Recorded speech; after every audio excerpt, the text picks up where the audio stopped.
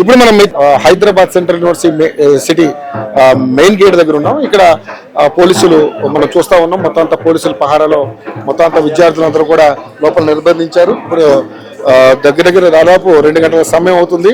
So మరి నిజంగానే మరి హెచ్సియుకి సంబంధించి ఈ భూములు ఏవైతే ఉన్నాయో అవన్నీ కూడా 410 ఎకరాల భూమిని ఈ ప్రభుత్వం అన్యాక్రాంతం చేయడానికి సిద్ధపడ్డదని చెప్పేసి ఇక్కడంతా ఇక్కడ ఉన్నటువంటి అంత స్టూడెంట్స్ అందరూ కూడా వాళ్ళ యొక్క ముక్తఖండంతో దాన్ని విభేదిస్తూ ధర్నాకు దిగడం జరిగింది. సో అసలు నిజంగానే హెచ్యుకి సంబంధించినటువంటి 2300 ఎకరాల భూమిలో 410 ఎకరాలు అనేది ప్రభుత్వానికి సంబంధించినటువంటి స్థలం.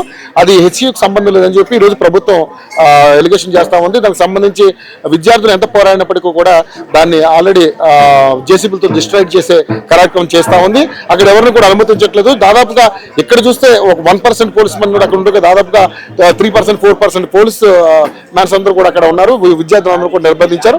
నిన్న దాదాపుగా లాఠీ చార్జ్ చేసి అంత పని చేసి వాళ్ళందరూ కూడా అరెస్ట్ చేసి నార్సింగ్ ప్లేస్ కూడా పంపించడం జరిగింది. అసలు నిజంగానే మరి హెచ్యు భూములు నిజంగా అన్యాక్రాంతం అవుతున్నాయా?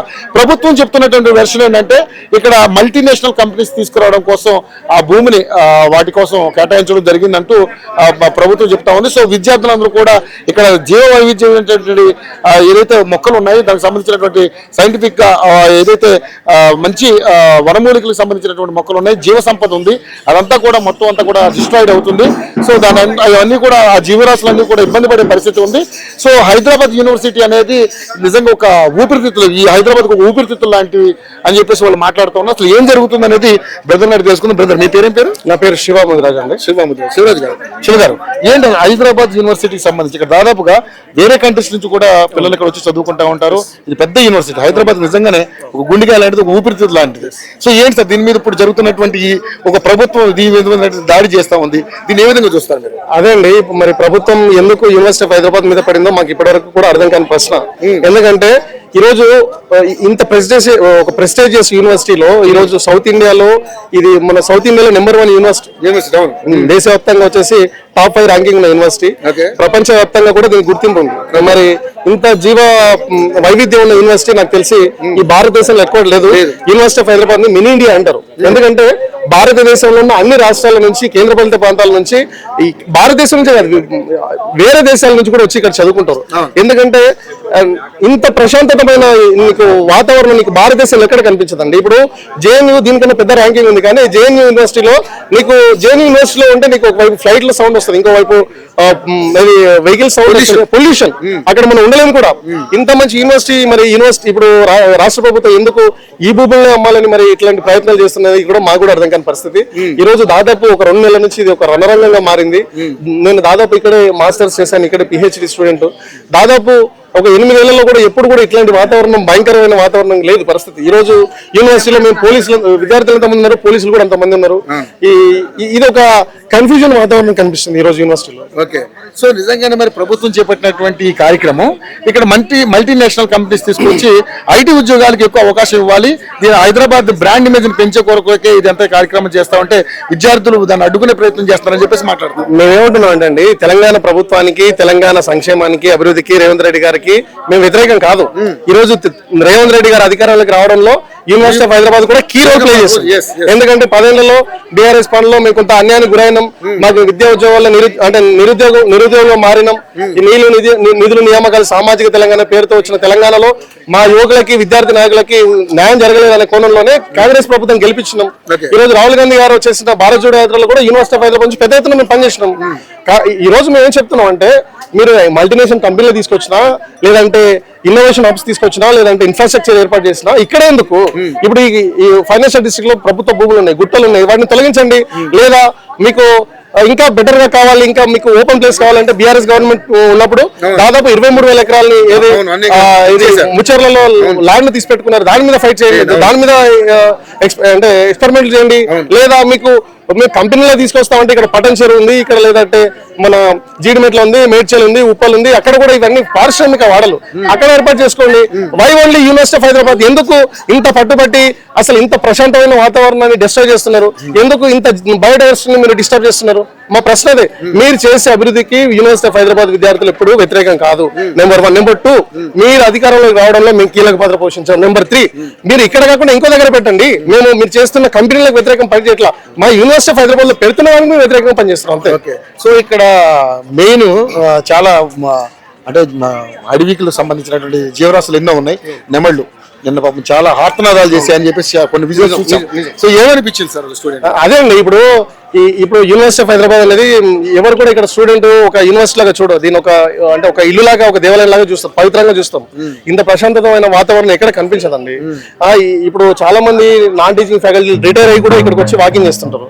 ఎంత ఇబ్బందులు ఉంటాయి, ఎన్ని కష్టాలు ఉన్నాయి, ఎన్ని బాధలు ఉన్నాయి, యూనివర్సిటీ ఆఫ్ హైదరాబాద్ లో ఒక రౌండ్ అట్లా తిరిగేసేస్తే ఒక ప్రశాంతమైన వాతావరణం వస్తుంది. అంటే ఒక మెడిటేషన్ చేస్తే ఎంత నీకు వైబ్ వస్తుందో కేబీఆర్ పార్క్ మించి ఉంటుంది. సో అసలు కేబీఆర్ పార్క్ కన్నా చాలా బాగుంటుంది. అట్లాంటి యూనివర్సిటీలో మరి ఈ రోజు ఇది చాలా బాధాకరం, మాకు కూడా చాలా ఇబ్బంది అనిపిస్తుంది. ఎందుకంటే మేము కూడా విజువల్స్ చూసాము.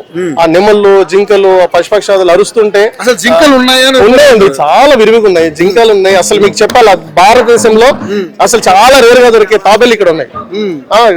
నీకు కుందేళ్ళు ఉన్నాయి, అడవి పందులు ఉన్నాయి, దున్నలు ఉన్నాయి, దుప్పిలు ఉన్నాయి, ముంగిసలు ఉన్నాయి, ఇట్లా ఎన్నో ఉన్నాయి. దాదాపు 220 పైగా కీట పక్షులు ఉన్నాయి. కాదు, మొన్న చనిపోయింది యూనివర్సిటీ ఆఫ్ హైదరాబాద్ యూనివర్సిటీ నుంచి చనిపోయింది. ఇంకా చాలా ఇబ్బందికరమైన వాతావరణం ఉంది. మరి రాష్ట్ర ప్రభుత్వం ఇప్పటివరకు ఏం స్పందించలేదు. మేము దీని మీద కూడా హైకోర్టుకి వెళ్ళాము, కోర్టులో పబ్లిక్ ఇంట్రెస్ట్ లిటిగేషన్ వేసాము. దాని మీద ఈ రోజు జడ్జిమెంట్ రావచ్చు, మేబీ పాజిటివ్ గా ఉన్నాం. రాష్ట్ర ప్రభుత్వం కూడా నిన్న ఏదో వాళ్ళ ఒక తీర్మానం చేశారు. మరి వాళ్ళు ఏం చేశారు అనేది కూడా ఇప్పుడు రివీల్ చేయలేదు. యూనివర్సిటీ కూడా కొంత స్పందిస్తుంది. అసలు మా డిమాండ్ ఏంటంటే, అసలు పోలీసులు ఎందుకున్నారు యూనివర్సిటీ ఆఫ్ హైదరాబాద్? అసలు యూనివర్సిటీలో కూడా చాలా మంది యూనివర్సిటీలోకి పోలీసులు రావాలని, అంటే పోలీసులు రావడానికి వైస్ ఛాన్సలర్ గారు పర్మిషన్ తీసుకోవాలి. మరి వీసీ గారు ఎట్లా పర్మిషన్ ఇచ్చినది కూడా పెద్ద ప్రశ్న. ఓకే, సో మరి పోలీసుల పహార మధ్య ఈ రోజు యూనివర్సిటీ ఉంది. సో నిజంగానే మరి మీ మోటివ్ ఏంటి ఫైనల్ గా? ఎందుకంటే ఉద్యోగాలకు మేమైతే అడ్డుగా అంటున్నారు, కంపెనీలు వస్తే రానివ్వండి అంటున్నారు, కానీ మరి ఇప్పుడు అడ్డుకునే ప్రయత్నం చేస్తుంది మీరే. మేము అదే అంటున్నాం అండి, మేము ఇక్కడ చేస్తున్నందుకు అడ్డుకుంటున్నాం తప్ప మీరు ముచ్చరలో పెట్టండి. మేము ఎందుకు అడ్డుకుంటాం? ఇప్పుడు 4th సిటీ అని ఒకటి పెట్టాడు, అక్కడ పెట్టుకోండి. మేము కాంగ్రెస్ ప్రభుత్వానికి వ్యతిరేకం కాదు. నెంబర్ 1.